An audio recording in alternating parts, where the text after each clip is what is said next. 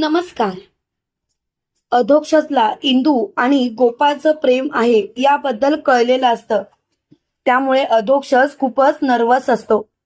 तो स्वतःशीच म्हणत असतो, ज्या मुलीवरती अगदी मनापासून प्रेम केलं, तिच्या सोबत राहण्याचा विचार केला, आयुष्यभर तिच्या सोबत राहायचं असं ठरवलं, तिला सुखात ठेवायचं असं ठरवलं, त्याच मुलीचं प्रेम गोपाळ दादावरती आहे.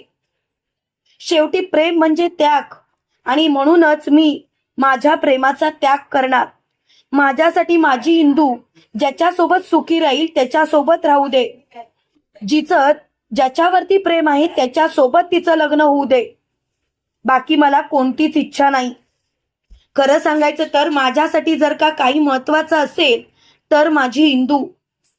तेवढ्यात मात्र मोठ्याबाई तिथे आलेले असतात आणि मोठ्याबाई अधोक्षजला म्हणतात, अधोक्षज, अरे का असं वागतोस तू? अधोक्षज, तू का विचार करत नाहीयेस? तू जर का विचार केलास तर मला खरंच खूप बरं वाटेल. तेव्हा अधोक्षज बोलतो, कसला विचार आई? कसला विचार? बोल आई. मुळात मला लग्न करायचंच नाही हे तू लक्षात ठेव. आई, तू माझ्यावरती जबरदस्ती करतेस असं नाही का वाटत? प्लीज आई, तू असं वागू नकोस. तेव्हा लगेच मोठ्याबाई म्हणतात, अधोक्षज, अरे तू का असं वागतोस? तू तुझ्या आयुष्यात जर का पुढे झालास तर तुला नक्कीच सगळ्या गोष्टी व्यवस्थित मिळतील. तू आयुष्यात तुझ्या खुश राहशील. तेव्हा लगेच मोठ्याबाई असं म्हणतात. अधोक्षज बोलतो, आई, मला लग्नच करायचं नाही. आई, मला लग्न करण्यात इंटरेस्टच नाही. मुळात लग्न कसं करायचं तेच मला कळत नाही. खरं सांगायचं तर आई, लग्न मला करायचंच नाहीये, तू प्लीज विश्वास ठेव.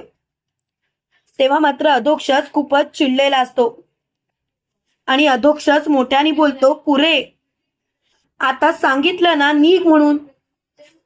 तेव्हा मात्र अधोक्षज तिथून निघून जातो आणि त्याच वेळेला मोठ्याबाई म्हणतात, अधोक्षज, तुझं काय बिनसलंय मला नाही कळत, पण प्लीज तू स्वतः विचार कर. तू जे काही वागतोस त्या गोष्टीचा, आणि मुळात मला तुझ्या या गोष्टीच पटत नाहीये. एक गोष्ट लक्षात ठेवायची, कितीही काही झालं तरी सुद्धा मी या गोष्टीसाठी तुला माफ करणार नाही म्हणजे नाही. तेव्हा मात्र अधोक्षज खूपच चिडलेला असतो आणि अधोक्षजला खूपच राग आलेला असतो.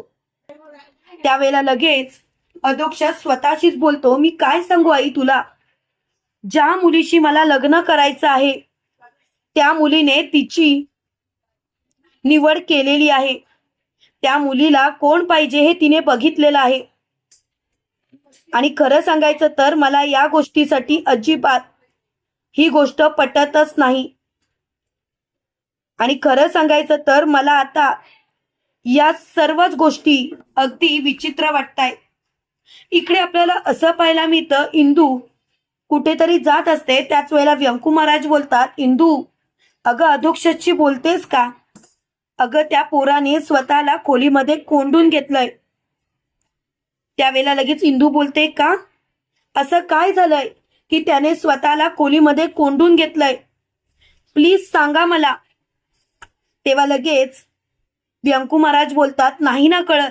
तेव्हा लगेच इंदू अधोक्षजच्या रूमच्या इथे जाते आणि अधोक्षजला म्हणते, आदू, अरे काय झालं? तू स्वतःला असं खोलीमध्ये का बंद केलंयस? आदू, अरे दरवाजा उघड ना, मला तुझ्याशी बोलायचं आहे. मी तुझी मैत्रीण आहे ना अधोक्षज. पण त्यावेळेला मात्र अधोक्षज काहीच बोलत नसतो. त्यावेळेला अधोक्षज स्वतःशीच बोलतो, इंदू प्लीज इथून जा. खरं सांगायचं तर मला तुझ्याशी बोलायची इच्छाच नाही आणि मला तुझ्याशी बोलण्यात इंटरेस्ट सुद्धा राहिला नाही. तेव्हा लगेच इंदू बोलते, पण का अधोक्षज? मी काय केलंय? तू असं का वागतेस? त्यावेळेला लगेच अधोक्षज म्हणतो, इंदू जा ना, मला नाही ना बोलायचं तुझ्याशी. मला तुझ्याशी बोलण्यात इंटरेस्टच नाही आहे. तेव्हा मात्र अधोक्षज खूपच चिडलेला असतो आणि अधोक्षज मोठ्याने बोलतो, पुरे, सांगितलं ना तुला इथून जा म्हणून, तर जा. मला तुझं थोबाड सुद्धा बघायचं नाही. त्यावेळेला मात्र इंदू बोलते, आदू, तू माझ्यावरती एवढा चिडलायस, तुला माझा एवढा राग आलाय, पण का? त्यावेळेला लगेच अधोक्षज बोलतो, पुरे. आता खरं सांगायचं तर मला या गोष्टीचा अजिबातच विचार करायचा नाही. खरं सांगायचं तर इंदू, तू तुझ्या आयुष्यात खुश राहा, बाकी मला काहीच नको आहे. तेव्हा लगेच अधोक्षज म्हणतो, म्हणजे? त्यावेळेला लगेच इंदू बोलते, पुरे. आता तू माझ्याशी नाही बोलू इच्छितोस ना, नको बोलूस.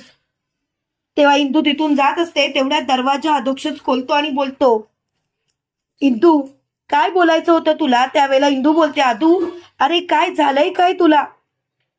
तेव्हा लगेच अधोक्षज बोलतो, जिच्यावरती प्रेम केलं, जी मुलगी मला हवी होती, तिचं दुसऱ्यावरतीच प्रेम आहे, तिचं माझ्यावरती प्रेमच नाही आहे. खरं सांगायचं तर मी तिला कितीही समजावण्याचा प्रयत्न केला, तरी सुद्धा तिचं माझ्यावरती प्रेम नाही. मी तिच्याजवळ प्रेम व्यक्त सुद्धा करणार होतो, पण नाही. शेवटी मला कळून चुकलं की काही झालं तरी सुद्धा कोणालाही माझ्याशी आता काही बोलण्यात इंटरेस्ट नसावा. प्लीज जा इथून. तेव्हा लगेच इंदू बोलते, अधोक्षज तुझं जर का कोणावरती प्रेम आहे तर तू मला सांग, मी बोलेन तिच्याशी. तेव्हा लगेच अधोक्षज बोलतो, नाही इंदू, मला आता नाही बोलायचं. खरं तर मला कळून चुकलंय की आता त्या मुलीचं माझ्यावरती प्रेम नाही, आणि त्या मुलीचं ज्याच्यावरती प्रेम आहे त्याच्या सोबत त्याला संसार करू दे, आणि मला आता या गोष्टी बाबतीत काही बोलायचं नाही. तेव्हा मात्र अधोक्षज खूपच चिडलेला असतो. त्यावेळेला इंदू बोलते, अदू खरंच मानलं पाहिजे तुला. खरं तर तू असं कसं काय वागू शकतोस? म्हणजे तुझं त्या मुलीवरती प्रेम आहे, पण त्या मुलीचं दुसऱ्यावरती प्रेम आहे, म्हणून तू असा निर्णय घेतलास? खरंच मला खूपच भारी वाटतंय. एवढं भारी वाटतंय की मी तुला सांगू शकत नाही. तेव्हा मात्र अधोक्षज खूपच खुश असतो आणि अधोक्षजला खूपच आनंद झालेला असतो. त्यावेळेला लगेच अधोक्षज बोलतो, जिच्याशी लग्न करायचं होतं तिच्याशी तर मी काहीच बोलू शकलो नाही, पण खरं सांगायचं तर आता मला कोणत्याच गोष्टी बाबतीत काही एक बोलायचं नाही. खरं तर मला कळून चुकलं की काही झालं तरी सुद्धा मला या गोष्टी बाबतीत अजिबात निर्णय घ्यायचाच नाही. तेव्हा मात्र अधोक्षज खूपच चिडलेला असतो आणि अधोक्षजला खूपच राग आलेला असतो. अधोक्षज मोठ्याने बोलतो, पुरे. आता मला कोणत्याच गोष्टीचा विचारच करायचा नाही. तुम्हाला काय वाटतं मित्रांनो, खरोखर लवकरात लवकर अधोक्षज सगळ्या गोष्टी व्यवस्थित करेल का? आणि इंदूला समजेल का की अधोक्षजचं तिच्यावरती प्रेम होतं? कमेंट करून नक्की कळवा. आणि असेच मालिकेंचे नवनवीन अपडेट पाहण्यासाठी व्हिडिओला लाईक आणि चॅनलला सबस्क्राईब करायला विसरू नका.